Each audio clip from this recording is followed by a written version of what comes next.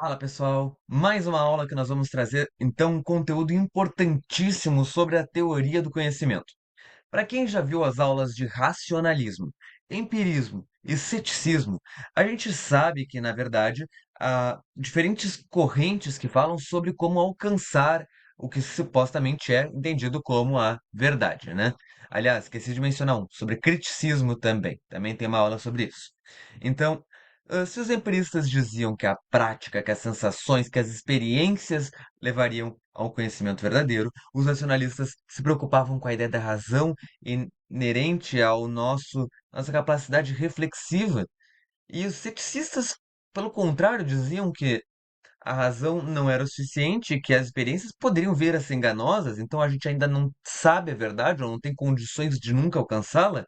Os pragmatistas, eles têm uma visão totalmente diferente desses três.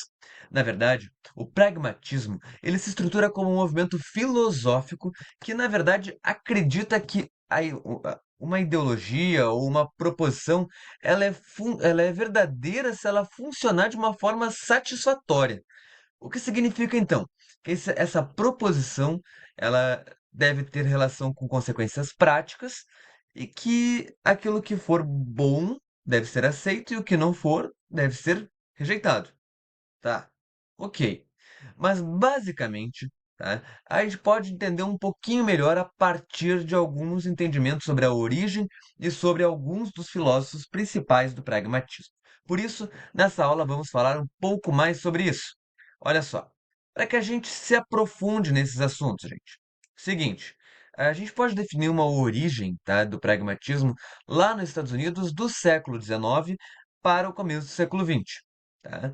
Quando um grupo de intelectuais de Cambridge, eles acabam se reunindo para discutir sobre filosofia e, de maneira irônica, eles se autodenominam o The Metaphysical Club, o Clube Metafísico. Na verdade, porque eles faziam uma grande crítica à metafísica clássica, ao mesmo tempo que eles pensam numa percepção, numa forma de entendimento de uma metafísica mais pragmática. Tá? Nesse grupo estavam presentes, entre vários pensadores, estavam presentes William James, Charles Sanders Peirce, Oliver Wendell Holmes Jr. e Nicholas St. John Green. Tá? Apesar de não fazer parte deste círculo, a gente coloca também como um grande pensador pragmático um tal de John Dewey, que na verdade era um filósofo da educação, um educador, né? Mas que acabou contribuindo muito com a teoria do pragmatismo. Esses caras, apesar de terem variedades entre eles, eles concordam com algumas coisas, tá? Resumindo, eles se opõem às filosofias especulativas da verdade, propõem uma revisão do empirismo, definindo que as sensações empíricas, as práticas empíricas, perdão, não são o suficiente. Eles propõem também superar a filosofia contemplativa pela racionalidade científica. Também negam o ceticismo e propõem uma nova concepção de verdade. Mas vamos entender então que concepção de verdade que esses caras estão nos trazendo aqui. Começando pelo, talvez, eh, como pode dizer, primeiro entre todos os grandes pragmáticos, né? Eh, Charles Sanders Peirce. Esse cara aqui nos fala que a verdade é uma questão de correspondência entre os fatos e as nossas crenças. Então, é verdadeiro aquilo que se relaciona entre o fato que aconteceu e o que a gente acreditou, tá? Por isso que ele vai dizer que a filosofia ela é muito mais um método do que uma teoria de verdade, tá? E que o pragmatismo é uma técnica auxiliar que permite compreender os problemas filosóficos e científicos.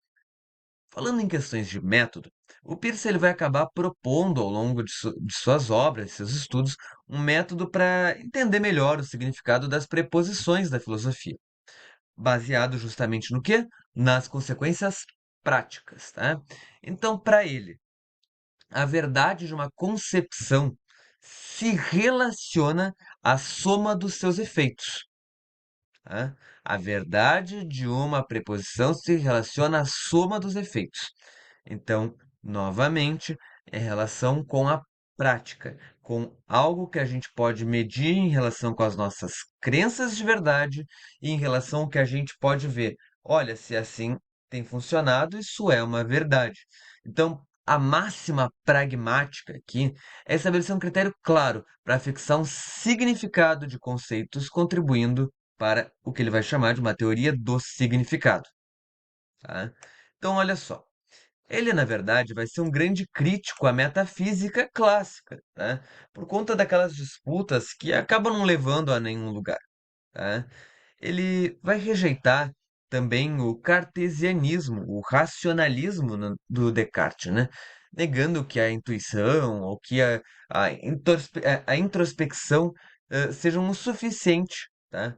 Nesse processo. Então, para ele, o conhecimento não deve ser tido como algo absoluto, nem algo que é fixado pela dúvida metódica, tá? Mas algo que se estabelece pelo impacto das crenças que nós temos nas experiências que fazemos e vivemos, né? Então, é o que a gente acredita com base naquilo que a gente experienciou, tá? Isso ele vai entender como uma verdade, tá? Como um conhecimento, tá? Agora, olha só, é, esse cara vai propor quatro objeções que, na verdade, ajudam a desenvolver o tema da fixação das crenças como regras de ação, tá? Então, ele nos diz: não temos o poder de intuição, de fazer intuições. Aí ele já está acabando com aquela ideia de ideias inatas, tá? Não temos o poder de introspecção. Não podemos pensar de outra maneira a não ser por meio de signos, de um processo de significação às experiências que fazemos. Não temos concepção sobre o incognoscível, resumindo, sobre o que a gente não consegue nem conhecer, tá? Então, só isso. O cara já rompeu muito com as concepções céticas, racionalistas e empiristas também. Embora o empirismo seja uma crítica menor aqui, né? Mas, basicamente, é, reparem, a verdade e o conhecimento se relacionam com uma relação entre os fatos, as nossas crenças e a atribuição de signos que nós fazemos sobre essas crenças e as verdades e os fatos, as experiências que foram vivenciados, tá? Bem, mas olha só, William James é outro dos filósofos pragmáticos. Esse cara também tem uma relevância muito grande para este movimento intelectual. Esteve presente também no Círculo de Cambridge, tá?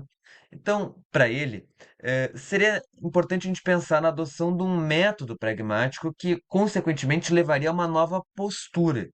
Então, esse cara, ele vê, na verdade, a filosofia ocidental marcada por dualismos, como uma espécie de fruto do nosso temperamento humano. Então, as divergências, né, intelectuais dos racionalistas, dos empiristas, eh, elas poderiam ser explicadas a partir de distintos temperamentos, tá? Mas calma, já vamos entender um pouquinho melhor disso.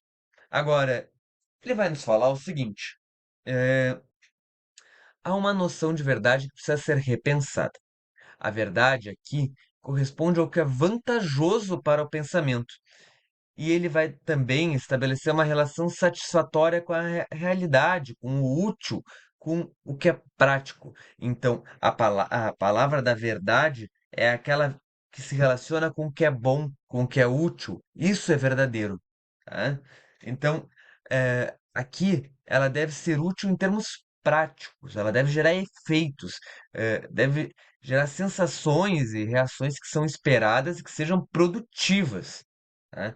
Então, note, não é uma verdade intrínseca numa reflexão racional. Não é uma verdade puramente experienciada. Não é uma verdade inatingível. É uma verdade em relação ao que é prático, ao que é bom, ao que é útil, tá? Essa é a verdade que ele está trazendo aqui, tá? Então, a verdade, ela também deriva de crenças. Claro, ele não nega isso, tá? Que se caso sejam consolidadas por experiências, se tornam as verdades velhas, verdades que estão aí, né? Que essas crenças vão estabelecer assim e ponto. As coisas têm sido assim, funcionam assim, ponto, é assim. até que então outras relações possam trazer outras crenças e, consequentemente, verdades que sejam ainda mais satisfatórias, né? Então, é assim que tem funcionado.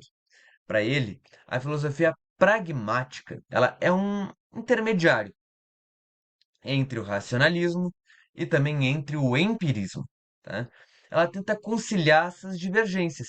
A filosofia que ele pretende aqui é, é uma filosofia que exercita a abstração intelectual, ao mesmo tempo que ela relaciona, né, com o mundo real, tá? Então, basicamente, tá, o que que ele está nos dizendo aqui?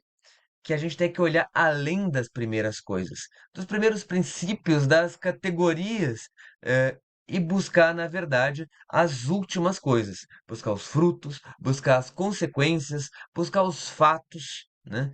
Ir além, para que a gente possa, né, a partir desses frutos, dessas consequências, destes fatos, estabelecer o que é prático, é bom, o que é útil, tá? Isso é o verdadeiro que estaria entre o empirismo e o racionalismo. Ele vai nos dizer que a humanidade tem sido marcada por antagonismos entre aqueles temperamentos que eu falei ali em cima, né?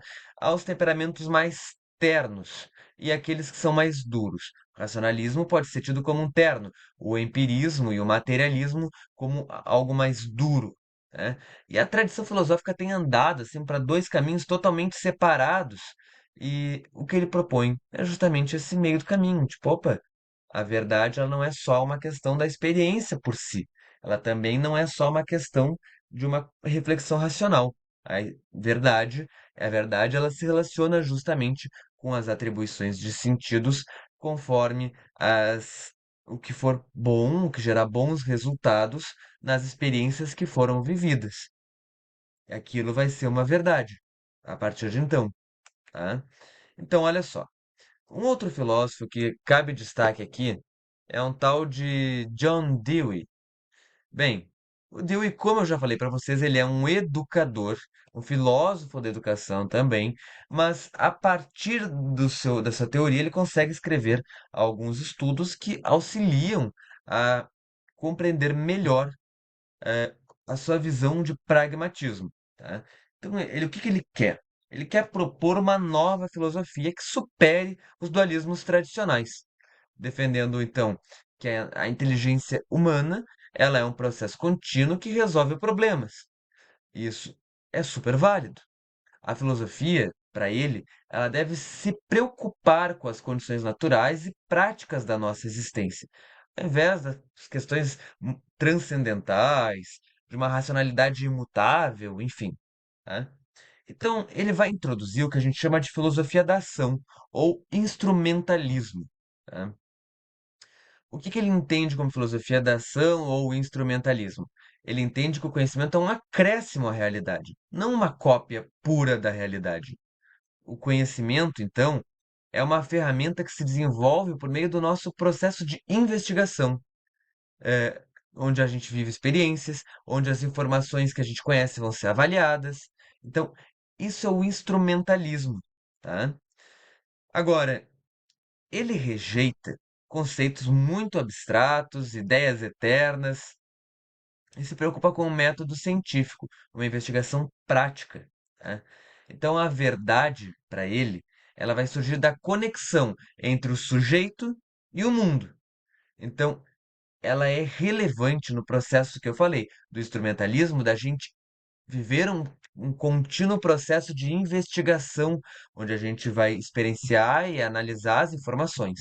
Então, é nessa relação do sujeito com o mundo que se constrói um processo de verificação, um processo de verdade, tá? Das conexões do sujeito com o mundo. Então, o John Dewey, ele também acaba por explicar que a experiência, ela ela entra e se expande na natureza sem limitações. Tudo que existe, então, a gente, resulta das relações onde diferentes corpos se modificam. Por isso que ele rejeita tanto o racionalismo quanto o empirismo, por ficarem tratando a natureza e a experiência como coisas distintas. A experiência e a natureza são uma coisa só. a experiência e a natureza estão relacionadas nessas relações entre o sujeito e o mundo, tá? Então, para ele, tá? Ele compartilha de muitos processos comuns ao filósofo que eu acabei de mencionar, anterior a ele, ao James ali, mas ele também traz esse aspecto específico, né, de falar do instrumentalismo da filosofia da ação, né, que constrói esse processo de investigação de como seria a verdade. Uma verdade que, de novo, não está dada nem na experiência, nem no intelecto, é uma verdade que se constrói conforme a relação do sujeito com o mundo se constrói, tá? É, acho que ficou claro, né, gente? Não? Sim? Qualquer coisa, gente, vocês podem me chamar, tá? Deixem aqui nos comentários qualquer comentário que vocês considerem relevante que eu respondo, ou então entre em contato comigo das mais variadas formas que assim for possível. Esse é o pragmatismo e espero que tenha ficado claro para vocês. Então, até uma próxima aula, gente. Valeu, até mais.